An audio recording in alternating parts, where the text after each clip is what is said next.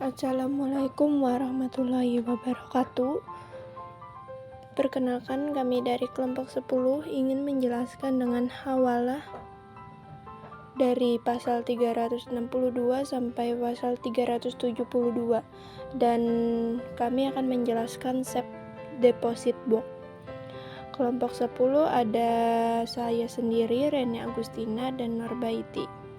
Konsep hawalah, konsep menurut Kompilasi Hukum Ekonomi Syariah pasal 362 sampai 372 dinyatakan bahwa dalam pelaksanaan hawalah harus dinyatakan oleh semua pihak yang bersangkutan, diantaranya pihak muhil, muhal, dan muhal alaih.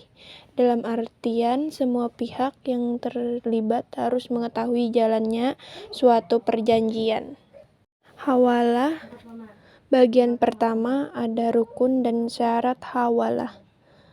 Pasal 362 ayat 1, rukun hawalah atau pemindahan utang terdiri atas A. Muhil atau peminjam, B. Muhal atau pemberi pinjaman, C. Muhal alaih atau penerima hawalah, D. Muhal bihi atau utang, dan E. ada akad.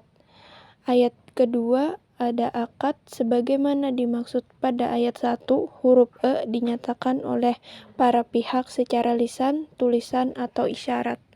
Selanjutnya ada pasal 363, para pihak yang melakukan akad hawalah atau pemindahan utang harus memiliki kecakapan hukum. Dan pasal 364 ayat 1, peminjam harus memberitahukan kepada pemberi pinjaman bahwa ia akan memindahkan utangnya kepada pihak lain. Ayat 2, persetujuan pemberian pinjaman mengenai rencana peminjam untuk pemindahan utang seperti yang dimaksud pada ayat 1 adalah syarat diperbolehkannya akad hawalah atau pemindahan utang. Ayat 3 ada akad hawalah atau pemindahan utang dapat dilakukan apabila pihak penerima hawalah atau pemindahan utang menyetujui keinginan peminjam pada ayat 1. Ada pasal 365 ayat 1, hawalah atau pemindahan utang tidak diisyaratkan adanya utang dari penerima hawalah atau pemindahan utang kepada pemindah utang.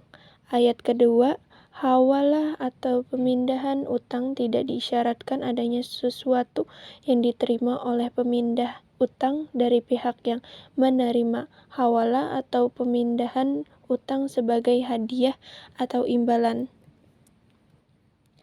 Selanjutnya, di bagian kedua, akibat hawalah. Pasal 366 ayat 1, pihak yang utangnya dipindahkan wajib membayar utangnya kepada penerima hawalah. Ayat kedua, peminjam utang yang dipindahkan atau kehilangan haknya untuk menahan barang pinjaman. Selanjutnya akan saya serahkan kepada Norbaiti. Baiklah, di sini saya akan melanjutkan presentasi dari saudara saya Rene Agustina. Pasal 367 ayat 1, utang pihak peminjam yang meninggal sebelum melunasi utangnya dibayar dengan harta yang ditinggalkannya. Ayat 2, pembayaran utang kepada penerima hawalah atau pemindah utang yang harus didahulukan atas pihak-pihak pemberi pinjaman lainnya apabila harta yang ditinggalkan oleh peminjam tidak mencukupi. Pasal 368 sampai 369. Akad hawalah atau pemindahan utang yang bersyarat menjadi batal atau utang kembali kepada peminjam apabila syarat-syaratnya tidak terpenuhi. Peminjam wajib menjual kekayaannya apabila pembayaran utang yang dipindahkan ditetapkan dalam akad bahwa utang akan dibayar dengan dana hasil penjualan kekayaannya.